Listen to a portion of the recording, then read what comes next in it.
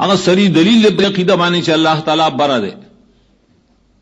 چې بره نه وي دا سی بیان نشي ویلي چې قران د بره نه راغله، چې خلک وي الله هر ځای کې دی، نو بیا خدا مطلب چې قران دا ګټونه راوسته وي نه، الله بره ده. قران کریم کې آیاتونو کې تصریح چې عرش د پاسه ده، اور د امام ابو حنیفه رحمۃ اللہ علیہ تصریح دا په کتاب شرف فقہ اکبر کې لیکي، حنفی فقہ کتاب ده، نور کتابونو کې لیکي امام ابو حنیفه رحمۃ اللہ علیہ وی چې عرش د اسمانونو نه پاسه ده، کڅوګ دینه منکری نه کافر ده، نو بیا وی الله تعالی د عرش د پاسه ده، کڅوګ د دینه منکری نه کافر ده. خدای عجیب مصیبت ته اکثر مونږ وایو اذان ته چې احناف وی کنه حنفیه دی وی مونږ په عقیده کې حنفیان نه یو، ماتوریدیان یو، اب په فروع کې مونږ احناف یو. من عقیده د امام صاحب خراب ہو دا مطلب راوت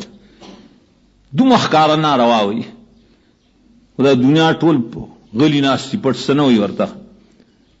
لکه امام ابو حنیفه رحمۃ اللہ علیہ پسې په عقیده کې ولې نه ځای خو عقیده روانه و جوړو،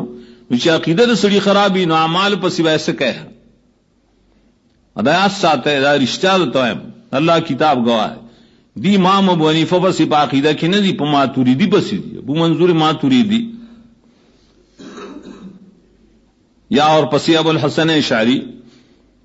اگر چې ابو الحسن اشعری رسول یا توبه استله صحیح کتابونه لیکلي،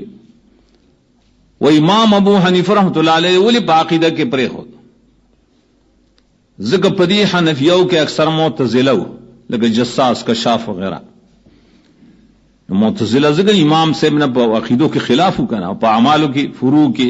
وسره مرګرو مقلد دا موږ دا عقیده د امام ابو حنیفه رحمۃ اللہ علیہ داوا لکه مخکې ما عرض کو کلام د الله تعالی